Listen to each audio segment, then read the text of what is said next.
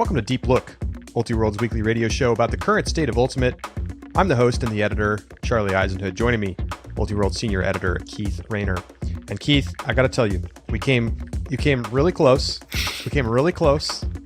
Disc 7s, I mean, it was like right there. And then it just last moment, out of the door. And what am I talking about? Well, USA Ultimate announced Ultimate 4’s. 4v4 Ultimate.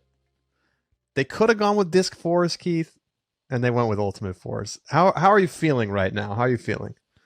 You may frame it as a loss, but to me, it's like we're making progress. You know, I feel like we're getting closer to the idea behind Disc 7s. And like I said originally, it's not that I think Disc 7s is the best name we could possibly come up with. It's just that Ultimate's horrible. And it's a big improvement over that.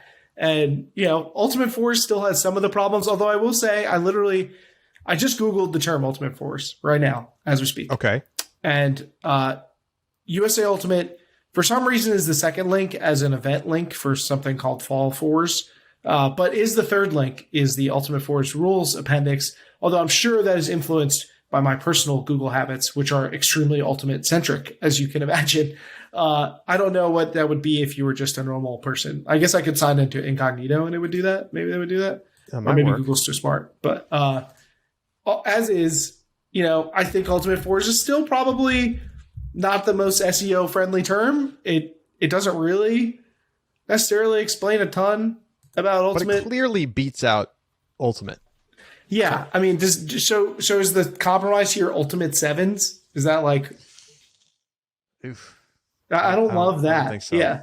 I'm still into the idea of exploring, let's just start Frisbee. Like what are they going to do about it? It's great marketing for the people who own the Frisbee trademark. Like, let's just call it Ultimate Frisbee. I mean, a lot of people call it that, so. I know. I hated when it was, or just Frisbee. Why can't we just call it Frisbee? I mean, if I say let's play some Frisbee, I'm definitely talking about Ultimate. You could be like my one of my TAs in college who when I found out I played Ultimate, asked me if I wanted to go toss the bee on the quad. Oh, no. And I said absolutely not. I'm sure I didn't say it like that, but in my head, I said, "There's nothing." That's I like calling Albuquerque the Q, which they tried to make a thing for a while. It's definitely not a thing. You got to look at somebody warily when they're like, "Oh, you toss the bee." You got to give them the side eye. We're gonna go to San Fran. You really want to annoy the Bay Area people? Hit them with that one. Tossing the bee in San Fran. All right. Christian Contreras on Twitter responded to USA Ultimate's announcement about Ultimate 4's and said, "I think I'd prefer Disc 4's." So Keith, it's getting out there in the world. Didn't even tag you. Didn't tag Deep Look. It's bigger than me, Charlie. It's self-generating momentum. Okay, so what is Ultimate 4's? Let's talk about this. Well, okay, here's my first question, Keith. Is 4's mini?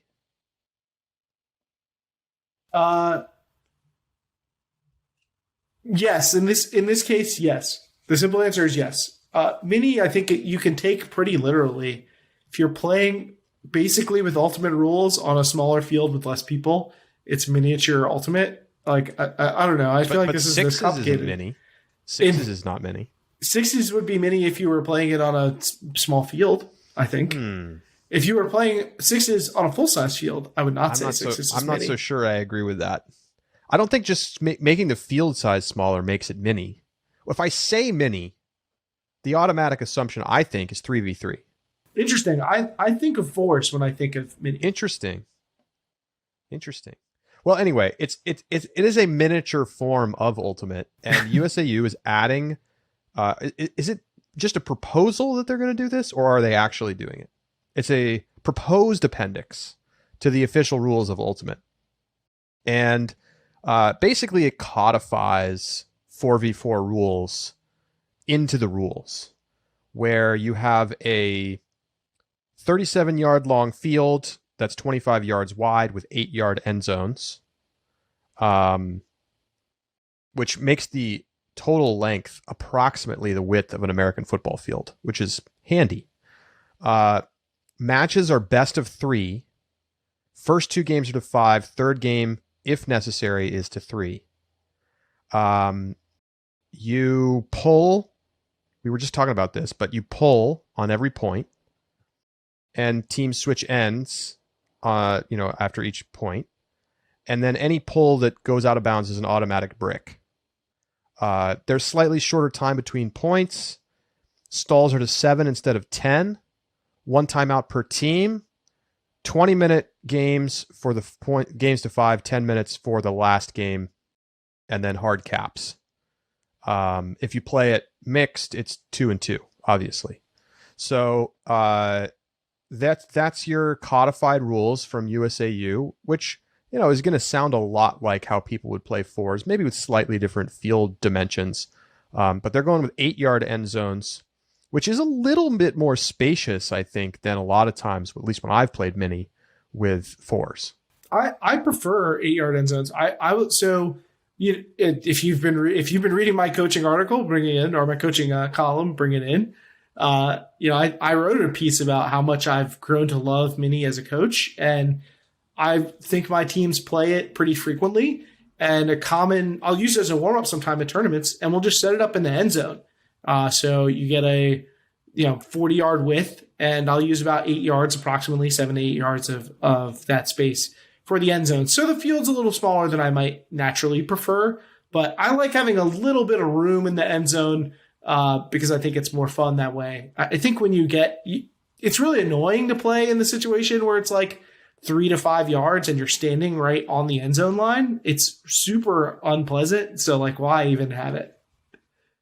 Well, I mean, here's the thing. It definitely makes sense I think they clearly built the rules to make it so that you could use the sidelines of a football field to have the back of your end zones. Which is an unusual thing, I think, for USAU to acknowledge football field's existence. Feels a little bit influenced by semi-professional leagues, which have acknowledged the existence of football fields. Well, I mean, I think we have to understand where we're at with the infrastructure, and that there's a reason that the AUDL uses its field shape. Although, it's because of the existing infrastructure of stadiums. Do you think more Ultimate is played on football fields or soccer fields? Soccer. So maybe we should be thinking I don't think soccer fields and football fields have the exact same dimensions, do they? No, definitely not. Width of a soccer field is far wider. I'm looking it up because I don't remember. It's 70 yards wide. Yeah, maybe we should have been thinking about how do you fit a mini field into a soccer field, but maybe that's impossible. I don't know. Well, anyway, I mean, it would be too big of a field to do it that way, so they had to pick something. I think it makes sense to use the football field dimensions. Besides, I'm potentially not for the polling rules. I don't really see. I mean, didn't we literally just talk about this on the show like a week or two ago?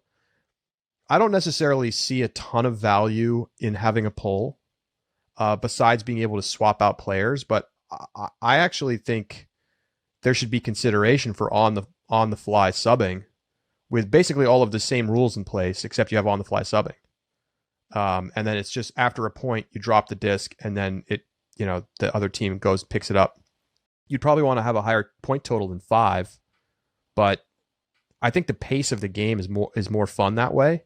But look, I'm nitpicking. I think it's really cool that USA Ultimate is sort of acknowledging mini as a structure of the game that can be actually used as a competition mode. And I think we've seen a couple of events, like USAU sanctioned a tournament in the fall, the one you actually just mentioned, Keith, Fall 4’s in Denver, that was kind of like a COVID test. Can we play a tournament, small-sided tournament, with masks and trying to be as safe as possible and have a successful event amidst COVID. And so they did that event. And I think we'll see more of this happening. I wrote about in the mailbag recently that there should be a mini championship, and you should run it before the college championships and get a bunch of people to come out for that and then stick around and watch the college tournament. I'll let people read the full thing, but I think that there's no reason you couldn't have a sweet mini tournament. There's a lot of people who would be interested in playing something like that, I think.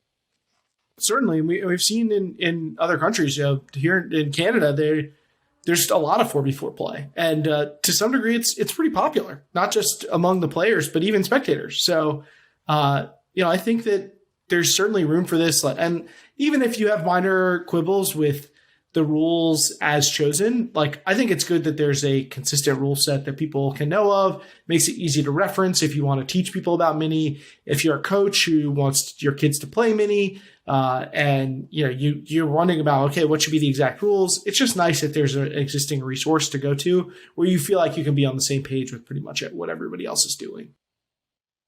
Now, what I understand is that the Canadian 4's rules are different. And I'm curious to what extent they are different. So I'm trying to find it right now. So I'm on the Ottawa Ultimate Association page here. So according to this, they play an 18 meter by 30 meter field with 3 meter end zones. So significantly smaller than 8 yards. Only 2 pulls every game, once at the beginning and once after half. And there's still a brick mark, but you only pull the one time. Otherwise, you just check the disc into play on the end zone line after each point is scored, with the team that got scored on picking up the disc to put it into play. And you still have time to make substitutions if you need at that point, but there's only 30 seconds allowed between points, and you don't actually set up a pull. I think there's some interesting things there that, maybe make a little more sense to me than the way that the USAU one is set it up. But, I'm curious to see how it plays differently with an 8-yard end zone versus a 3 meter, which is, of course, approximately 3 yards. That's a huge difference. I'm a little surprised that USA, and maybe they did, I'm a little surprised that you don't see a little more alignment there. You would think that if you're USA Ultimate and you're like, okay, let's make some mini rules, you would want to know where are they playing competitive 4s and what are their rules. And certainly when it's the country who has players who literally play in your events, you would think that you might include what they were doing over there. So that's a little surprising to me to hear that there's some pretty significant differences in those two rule sets. The one thing that I think jumped out to people about this rule set also was the stall count. You mentioned the end zones and the field dimensions, but the stall count was another one I think that jumped out to people. 7-second stall count. I know in my experience, 5 is far more common here in casual mini play. 7 is definitely a substantial amount of time for many. Well, I did reply to this person that, that as it is, we seem to have this tacit understanding that 10 seconds in full-size Ultimate is really 7 seconds. So maybe 7 seconds really is 5 in mini. Yeah, but still, I think I'm already accounting for the fast count that happens naturally. I still think 7's too long. I agree. But I mean, look, again, we can try this out. If 7's clearly too long, you just change the rule. I think the key thing here is that that USA Ultimate is saying, all right, hey, we're going to codify this into a system. And, let's see if people run events. I mean, look, if somebody ran a mini 4v4 tournament in New York, I would definitely go. I would get a team and go 100%. Whereas, am I going to play an ultimate? Am I going to play a full 7's ultimate tournament? Probably not. You want to be on the squad? Yeah, sign me up. Although, man, I am not only out of shape, but I feel like I'm picking up injuries somehow while not doing anything. No. It doesn't make any sense. Well, in our subscriber bonus, we're going to talk about physical preparation for the resuming of Ultimate.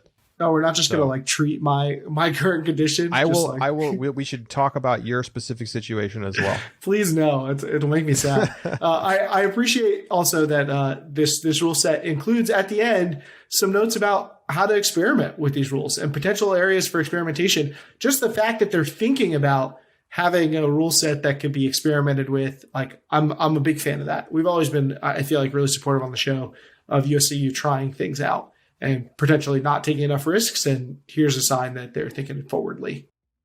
I do like it a lot. We are going to take a quick break right now. When we come back, we're going to be joined by Ari Nitikman and Danie Proby of Elevate Ultimate, a youth youth ultimate organization in Vancouver. And we'll hear more about it from them. Stay with us. It's Deep Look.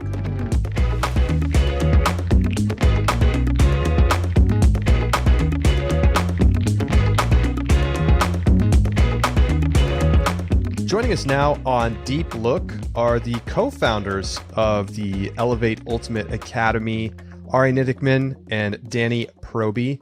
Welcome to both of you. Nice to see you again. Thanks for having us. Thanks, Charlie. So for those who are not aware, can you quickly tell listeners, what is Elevate Ultimate? Oh, big question to start us off. Well, Elevate Ultimate's our little baby. If we could start with that, it's our job, it's our livelihood, it's our dreams. It's a company that does ultimate frisbee and now disc golf programs for kids age 6 to 19. We started 6 to 21. 6 to 21 even. Yeah, we've gone a little larger now. And we do weekly programs, in-school programs. We have a leadership program. We're based out of Vancouver, but now we've actually got operations in Victoria and Ottawa in Canada, and we're looking to expand. How did you develop Elevate? Where did the idea come from? Sure. Well, I was second year business school. Did not enjoy it. I was doing the summer internship route, which school told me to do, doing the cold calls, and that wasn't exciting me either. So I was kind of doing the journaling and seeing, what was I actually good at? What did I like doing? And what kind of came together was both a passion for working with kids, kind of from the summer camp counseling jobs that I was doing. And, I'd been playing Ultimate since grade 6. I was on 4’s at the time, and I just played my first season of Major League Ultimate with the Nighthawks. So I knew I had a bit of street cred, at least to the parents. And I was like, I was looking around and seeing that no one was really doing an Ultimate Academy like I had done for soccer back in the day. And so I thought, let's see if we can do this. So I think I had a. Oh yeah, go ahead. Sorry.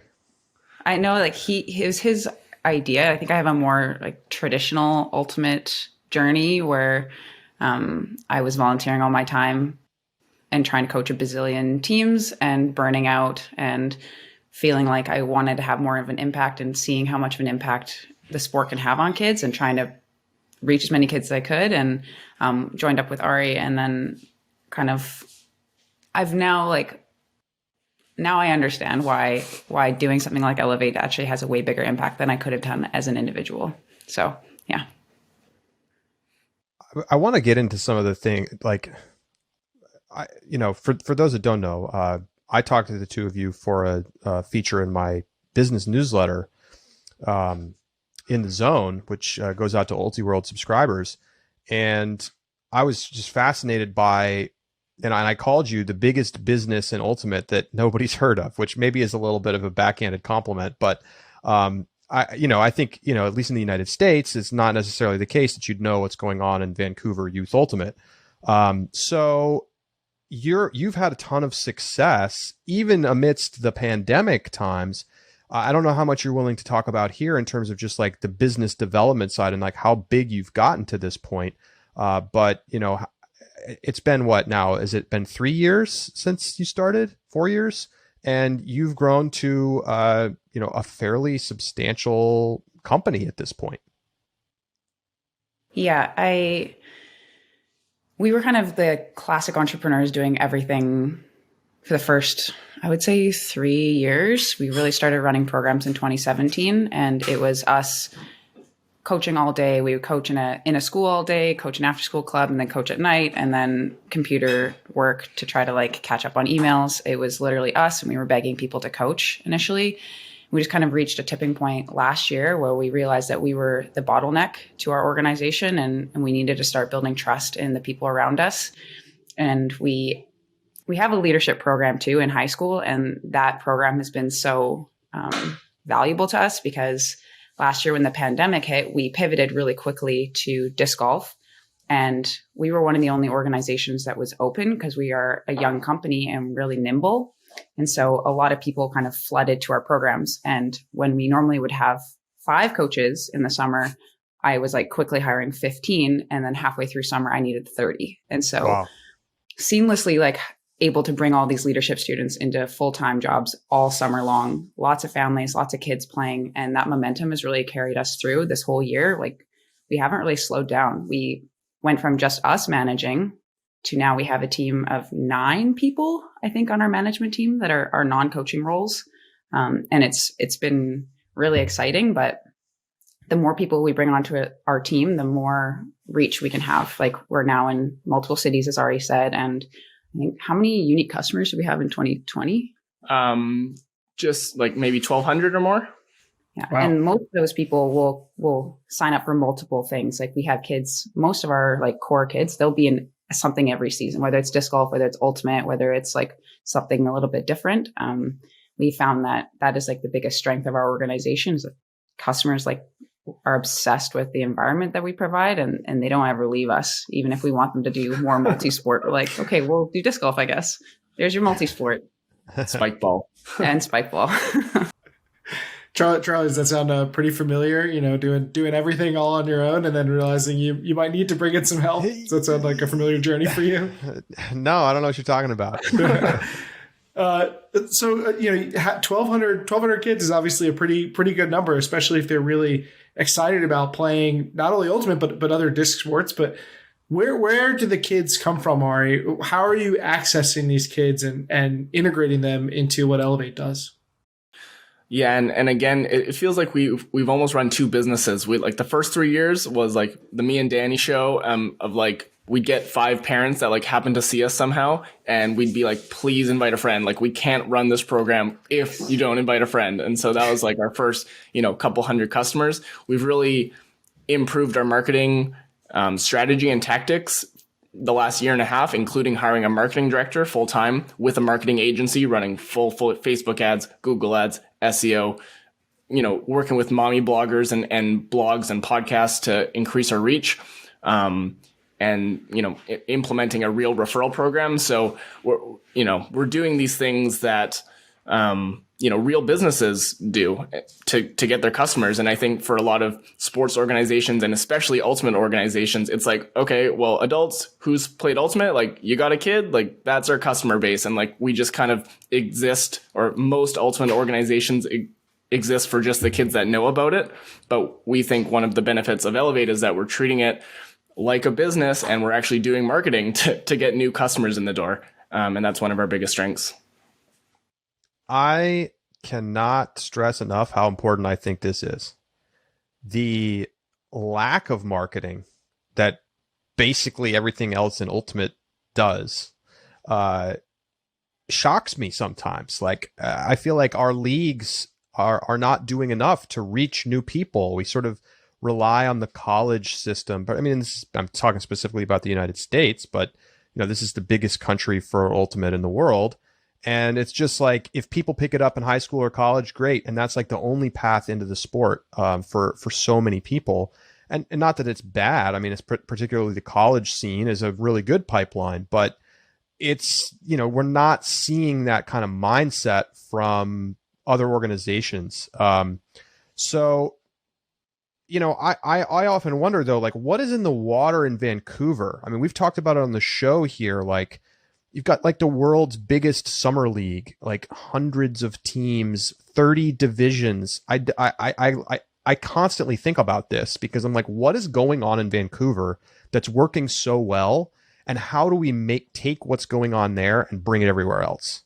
And like, obviously this is relevant to your business, but like, Ultimate's been strong before Elevate there as well. So what is going on in Vancouver? Yeah. Maybe the water's pretty nice here, so it could be that. It's a beautiful city. It is beautiful. So 12 months a year we can play outside. That's a huge advantage that like nowhere else in Canada really can say that other than Victoria. So that's a really big advantage. There's been a lot of people dedicating their lives to growing the sport, especially at the youth level. And yeah, as you said, it's the biggest league in the world is the VUL, and they're doing incredible things by offering tons of playing opportunities for kids and for adults. And so like we come into a system that's already really established, and we're kind of trying to reinvent the wheel, and the fact that we're focusing on just the youth aspect of it. So we recognize that we are privileged to have started our business here and to have our communities be here. And that's kind of the exciting part about our expansion plan is we're testing out 2 completely different types of locations. Like the Ultimate in Victoria for youth is next to none. And the Ultimate in Ottawa for youth is like pretty good. So we're testing out a couple of different ways to expand and seeing if what we're doing is just because it's Vancouver, or are we actually doing something special? Stay tuned. I feel like that growing Youth Ultimate is like the most agreed upon thing in all of Ultimate, that it should be a priority, that it's in some ways people almost see it as like a panacea for some of Ultimate's problems. It's like, if we can just grow Youth Ultimate, so much else will fall into place. And I feel like a lot of the disagreement comes about the how. How do we grow Youth Ultimate? What do we prioritize while we're doing that? How do we do it equitably? And obviously these are big questions, but from your experience, what do you think, Danie, is important to keep in mind when trying to grow Youth Ultimate in your local area? Yeah, I think a lot of people are, when they're trying to promote Ultimate to people that don't know it, they are fighting against some stereotypes potentially, and they want Ultimate to be seen like a real sport. So a lot of the times when we see people trying to start teams, they take it really seriously. And I don't think that that's necessarily the problem, but they're forgetting the like super fun part of it. And I think a big part of growing your base is starting a bit younger and making it fundamental movement skills and making fun literally the most important thing. And I think the sport in itself is really fun, but if you get like a new 5-year-old girl into your program or 7-year-old boy or whatever, like you want them to just enjoy being around Frisbees and enjoy being around discs. And I think a lot of the times we're like trying to professionalize it too much, which I think is probably ironic coming from an organization that is a more professional coaching program. But if our coaches aren't having fun, if our curriculum isn't fun, if the kids don't leave smiling, if the parents aren't like 10 out of 10 happy with what we're doing, then the sport won't grow. And yeah, maybe not all of these kids are going to stay with it all the way through high school. Maybe not all of them are going to play club. That's not the point. The point is that some of them, if they want to, we're here for them. We'll offer them a program that suits their needs. If they just want to learn how to hop and jump and throw a Frisbee into a net, like we got you. So anything and everything, we think it's important to offer all of that stuff. Has taking a capitalism first approach to Youth Ultimate been successful for you so far? I'll ask this to Ari. So many of the sort of the focus that we see a lot in youth is like minimizing costs to the maximum extent possible. Like, really, really, really low barriers to entry. And yet, Youth Ultimate's growing, but quite slowly in the United States. And, you're having all of the success while charging what might be considered market rates. So I'm curious just for your perspective on that and how you square that with, wanting to, have a diverse and equitable sport, which I know is something that you've talked about. Yeah, it's a good question. And I think we're at the point, 4.5 years down the road where we can seriously tackle some of the issues that I think other organizations set out to do in the beginning when they had those low barriers to entry. So what I mean by that is we charge market rates. We charge maybe $25 to $35 a session. Whereas, if I look across the board at local disc orgs, maybe it's $5 to $10 a session. Some are a little more. One thing that we did is we hired Kellan Gibboney, came in and did a fairly expensive consulting gig, or relatively speaking, for all our coaches, an inclusion workshop. And if you don't know who Kellan is, look them up on Instagram or Twitter. They're awesome, doing some inclusive workshops. To train all 50 of our coaches on inclusion, that they can go out into the field and actually implement that work. I don't think a lot of local disc orgs can even afford that. It's like, well, I just got to do the bare minimum. I got to hire one youth coordinator to do all the marketing, all the coach training, all the curriculum, all the school outreach, and they're paid, a part-time wage. And so I think the capitalism first is working for us because we've been able to create systems that can work, with a huge organization, and we don't have to rely on one part-time coordinator to do the goals that we think all organizations want to achieve. Getting more youth out there. It takes a team. It takes a team of 10 managers and 50 coaches to do it, and that takes money. I know earlier that you mentioned during the pandemic that you were still able to maintain momentum and in some ways even grow. Now that the situation seems to be turning for the better, and that we may be able to do more activities and more engagement, what does the plan look like going forward for sort of the elevate return to play? I guess we could call it. What does that look like for you, Danie? We're a bit behind you. We've been ahead of you, I feel like, the whole pandemic, but because we were able to actually play sports and do stuff kind of the whole time, like not ultimate, but like a version of ultimate. And but now our vaccine rollout's nowhere near at the level yours is. So we're not sure what summer is going to look like even for us personally, for our own club teams or nationals are playing in the States. Like, I don't know if any of that will be even possible for us. So fingers crossed. But I think we have such a strong base of support with our current families. Like, we provided so much value for them when they were stuck at home. We have been really diligent about how we make everyone feel really safe in our organization. We spent a lot of this time perfecting our systems and training our coaches. Our coaches, like, nobody leaves season after season. They all have to reapply, and every single one of them reapplies. Like, they don't want to leave. Like, Ari offered like a financial literacy workshop for them. Like, we were going to do art nights. Like, it's a community, not just like the kids and the families interact with us, but our coaches and our management team. Like, I don't feel comfortable saying the word family, but I'm going to say it anyway. It's super embarrassing, but it does feel that way, even with this many coaches. So I kind of feel like there's nothing stopping us in Vancouver. And it's just, we sometimes have to get out of our own way and let our leaders lead now. You have expansion plans. You want to franchise Elevate out to other cities. What's the plan there? And, have you had interest from, places beyond? I know you've moved into Victoria and Ottawa, but what about beyond those Canadian cities? What is it today, Ari? Yeah, we're going back and forth. We're still kind of working on the financial model to make sure the franchise system actually works. Like, we're working with a franchise consultant, and like, just to give people a sense, 0 to 50 franchises is what they consider an emerging franchise, and that's like breaking even. So it's like, do we want to spend the next 20 years getting 50 franchises to break even? So we're still kind of working on those kinks. But we do want to expand, and whatever that looks like, maybe we license out our curriculum. We have an interested person in San Diego that might be doing that deal, where they kind of take our curriculum, they take our email templates, and it's their business. It's their, San Diego Ultimate, but they're using kind of powered by our curriculum and our systems. So we're working with that. I think I do want to shout out our Ottawa model, because I think it's a cool way. We're actually partnered with the local nonprofit there, with Okua. And so what that means is, there's local disc orgs all across America, and maybe we partner with them as well. And we do the summer camps, and we do the advanced programs, and the youth organization or the local disc org does the beginner programs. Who knows? That's how it's set up in Ottawa. But I think there is an opportunity with Ultimate for for-profit and nonprofit to work together to achieve, youth Ultimate goals, growing the sport.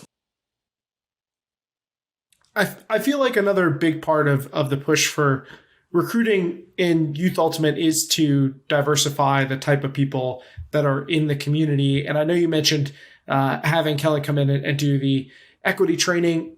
Have you seen on the other end of that, like that you are able to create an environment that reaches a diverse group of players beyond the type of people that already are playing Ultimate? Are you seeing that actually play out in the programming, Ari? Yeah, good question. I think we haven't done a good enough job of converting a diverse background of kids into our like summer camps and weekly programs. And I'd say probably a price is a big barrier there. And so we're working with that. We're partnered with Kids Sport here in Vancouver and Youth Upfront, which gives kids, free summer camps or funding.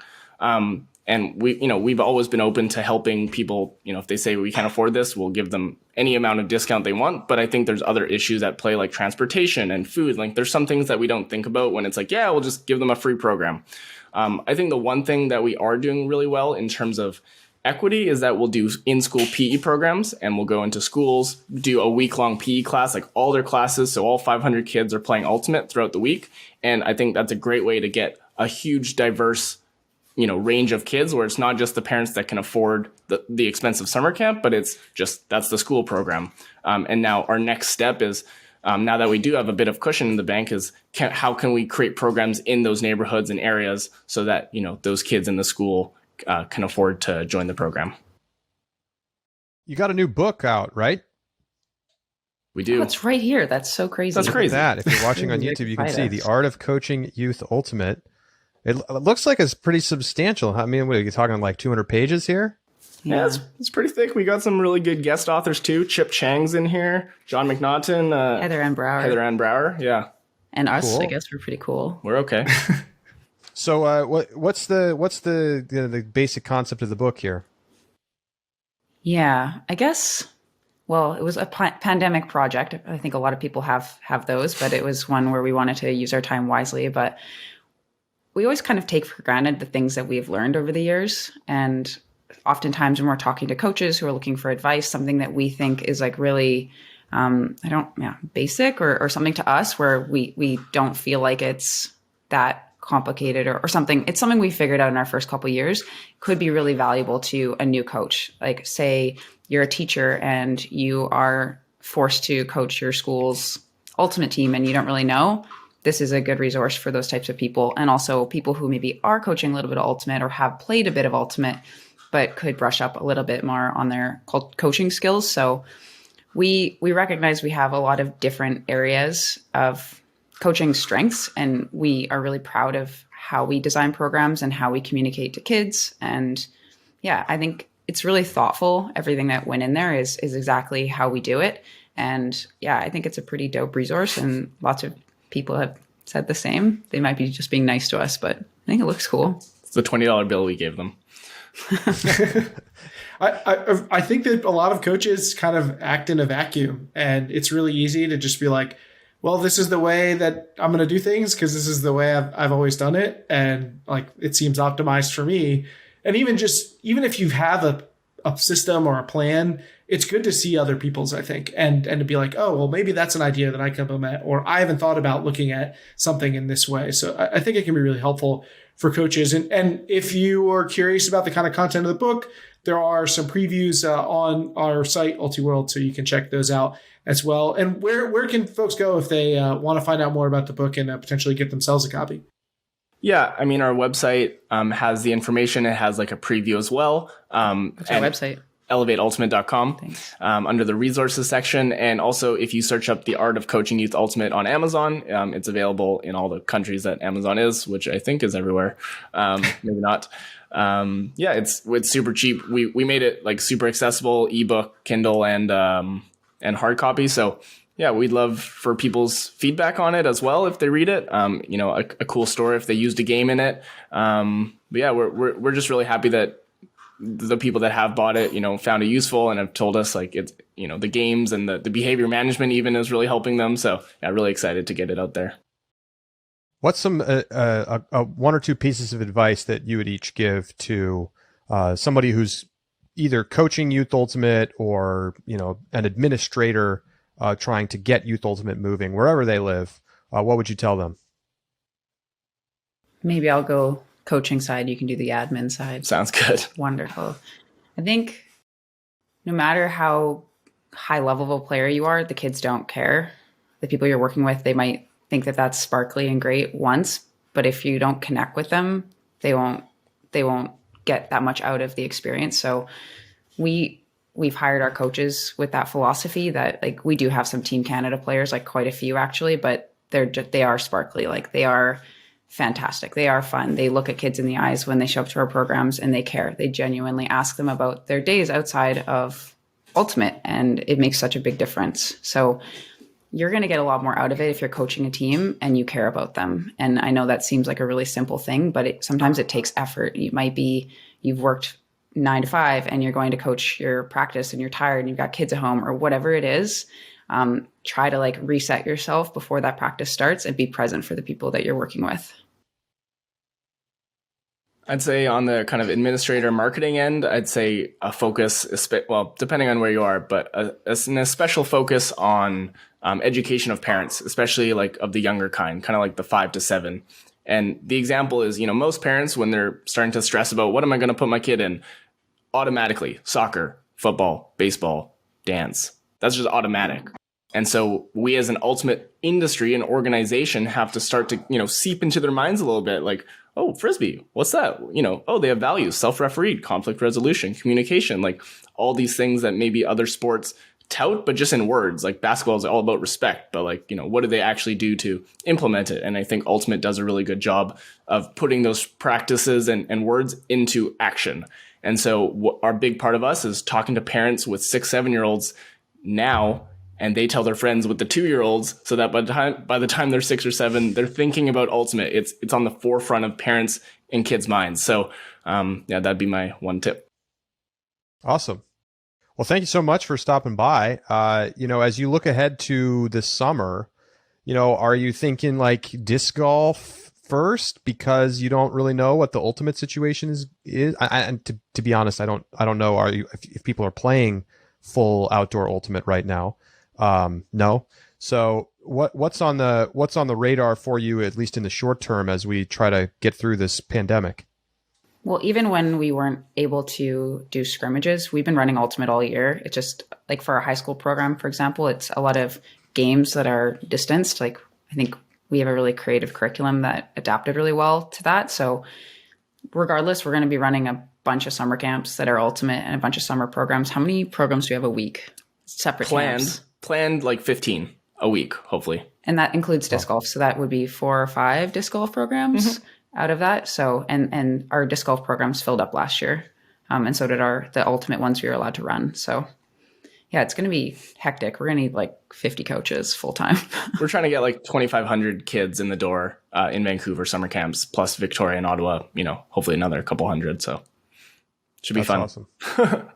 Well, thanks to you both for coming on the show and talking with us about this. And again, you can check out, is it elevateultimate.com? That's what you said, right? Yeah. All right. elevateultimate.com to check out their programs, their ebook, and more. So thank you so much, Ari and Danie. Thanks, Charlie. Thanks, Keith. We're going to take a quick break. We'll be right back.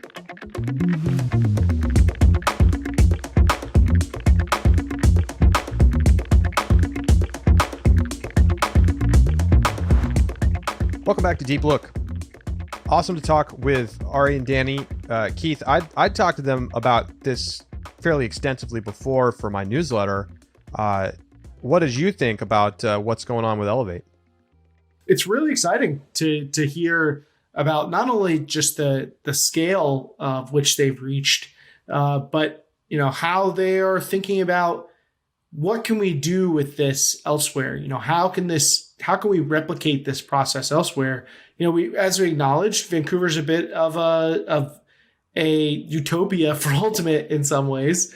So how can that be replicated in places that maybe don't have such favorable conditions? And that's something that they're tackling now, because I know we've all been looking for, how can we grow Youth Ultimate? How can we ensure that the future of Ultimate is secure? And some people are really working on ways to do that. And it's always good to hear from them.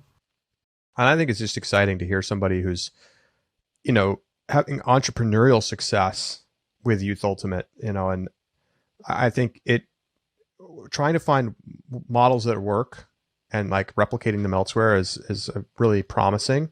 And clearly they're off to a great start with what they're doing. They're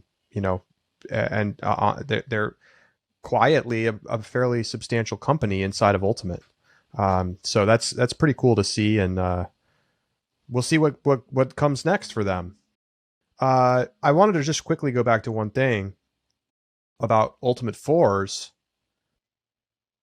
Should USA Ultimate also be like codifying Goaltimate into rules? It's funny you asked. So I was literally thinking about that. You read my mind in the prior segment. Mostly I started out thinking, I was like, whatever happened to USA Goaltimate? Does that still exist? Like, is that still a thing? Is it a casualty of the pandemic, or was it even gone before that? Well, and if it is, you know who started USA Goaltimate, right? Was it Skip? Skip Sewell. Yeah. Well, that'll also that could be proved to be problematic without him in the picture. Right. But there are other people I imagine involved with USA Goaltimate who might have picked up the mantle. But either way, this is a bit of a shot across the bow, I guess, in some ways for USA Ultimate. I don't know about that. But you could still think that this could lead to USA Ultimate codifying other rule sets that apply to games such as Ultimate. USA Ultimate starts a disinformation campaign against Ultimate 4’s.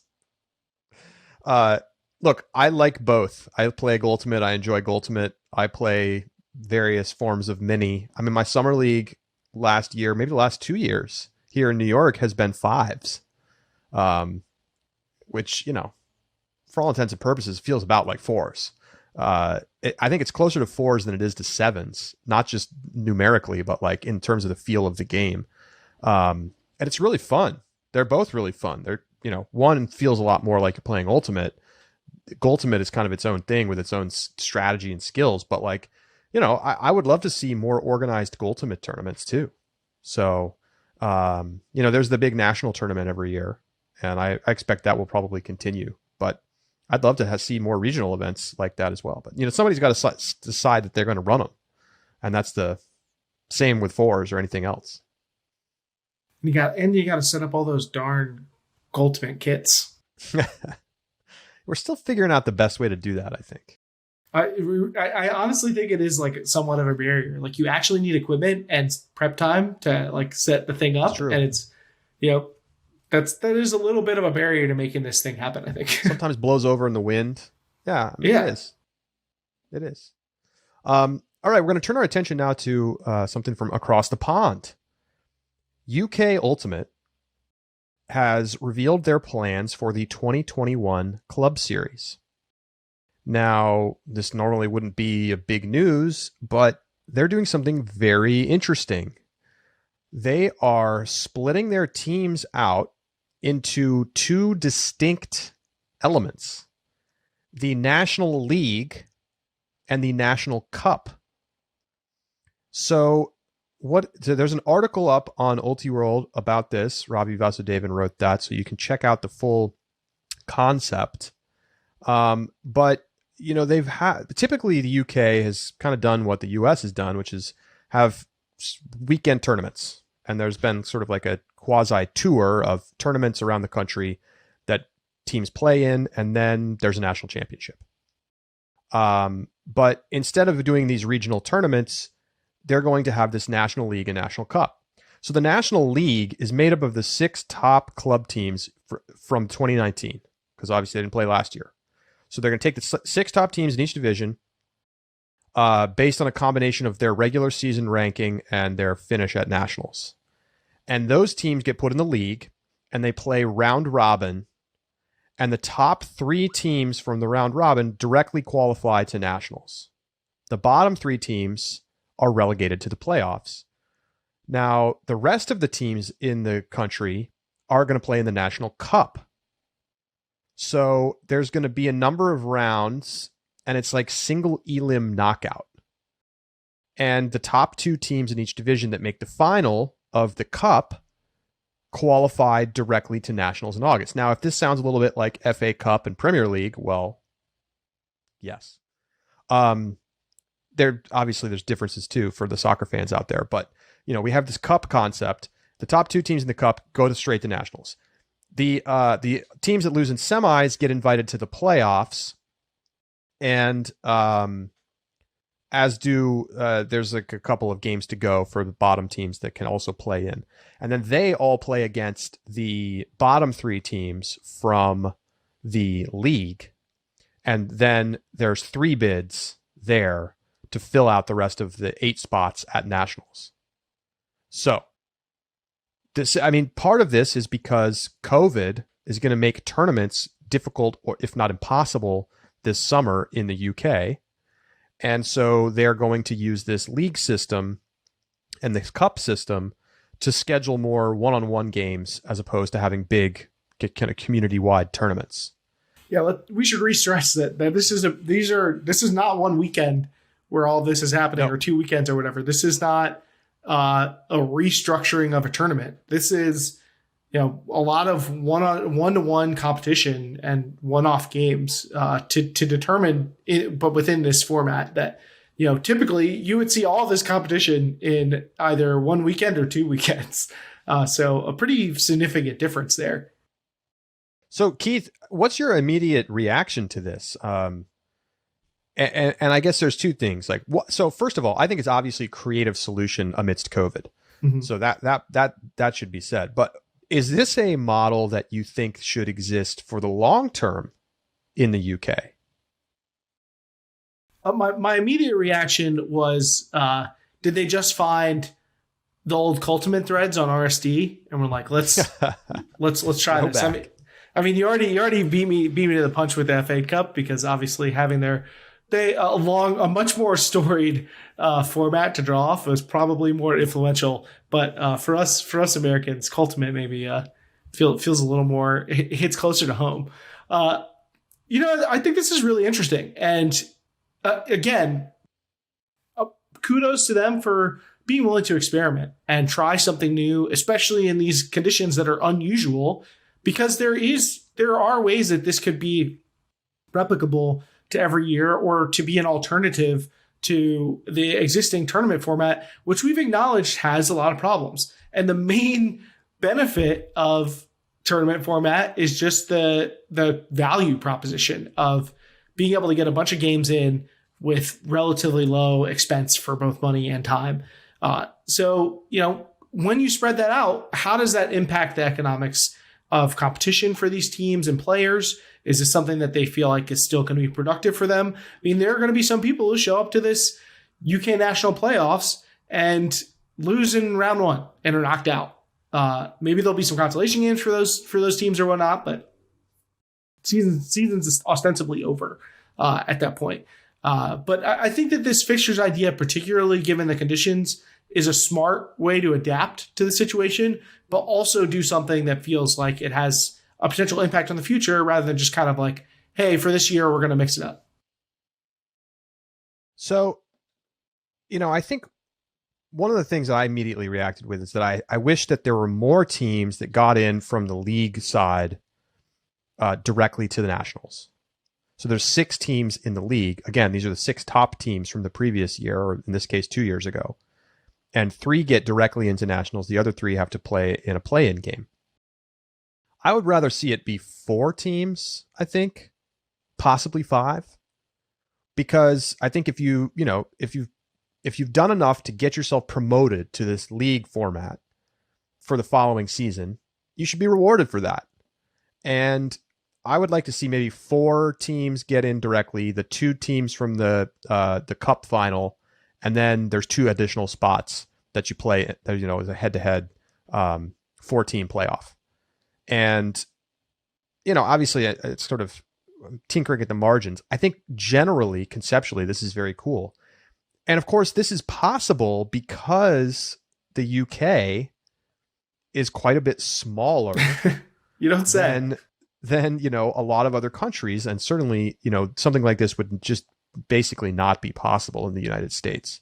But the 2 biggest cities in, if you don't go up to Scotland, if you're just looking at, England, London to Manchester, do you know how far the drive is?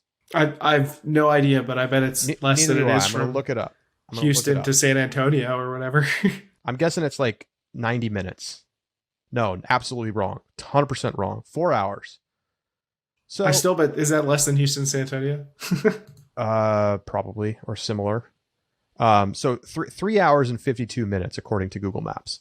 Now, is it annoying to have to drive that far to play 1 game, maybe 2 games? If you lose it, maybe. Yeah. Maybe you meet in the middle, for those teams. It's not like you have to play in the hometown. I can't say that I know enough about the full UK Ultimate scene to kind of know like what that is all, how that's all going to play out. But I do think that in general, you've got a lot of teams that are in the London area, and then, you try to congregate the games as much as you can, and then like make the London teams go up to Manchester and Liverpool and play like a back-to-back. There's a bunch of cities in the north, and then you've got Birmingham in the central, and then London in the south. So I think It's a really cool idea. I think I'll be really curious to see what teams think of it as they try this model out. I think some lower level teams maybe won't like it that much because they don't get that access to the big full tournament and play the top teams and all that, even if they're losing 15-2. But I think it certainly fits the European sport model that we've seen emerge in soccer. I disagree about what you said about the number of teams qualifying from the league for a couple of reasons. One would be, feels like it takes a lot of the intrigue out of the league if all you have to do is not get last.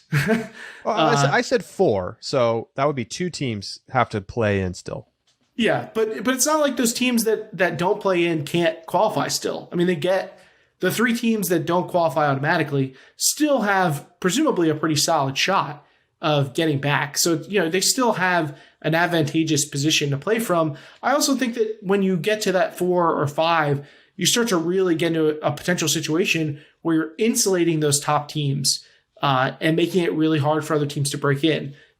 Season over season, you get in a position where it's much easier for those teams to recruit, especially if you're talking about a small area where people have a choice between which teams they're going to play for. Why would you want to play for the team outside of the league when you could just keep playing with the teams that are inside of the league? And so I have some concerns about creating such a small bubble where it's those teams have a big advantage over their opponents. And I think in particular, this first year that you're doing it is the year you most want to open up, because you're basing it off of teams' performance from 2 years ago when you really don't know who's going to make up these teams this year. So I think if there's any year in which you want to have the least based on the previous years, it will be this year.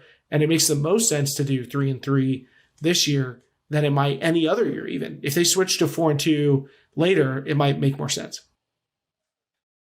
And it's worth noting as well, I think there probably will have to be some flights or at least long drives to meet in the middle, because the Glasgow and Edinburgh are 3.5 hours from Manchester, which is about 4 hours from London. So London all the way up to the northern cities is, 7 hours, 7.5 hours. So it'll be interesting to see how all the scheduling works out. But I think, I'll be curious to see. I mean, they've kind of put out a plan here that makes sense. It certainly makes sense in a COVID summer. And I hope that they're able to run the whole thing so we can kind of get a feel for it, because it could be really cool. Just having that single game format, I can't say enough about how much I think that that's just a better overall system for playing Ultimate. I'm definitely curious to hear what players' response is, and I'm even curious to hear what our fellows over at Eurozone have to say about this and what their thoughts are. Sure.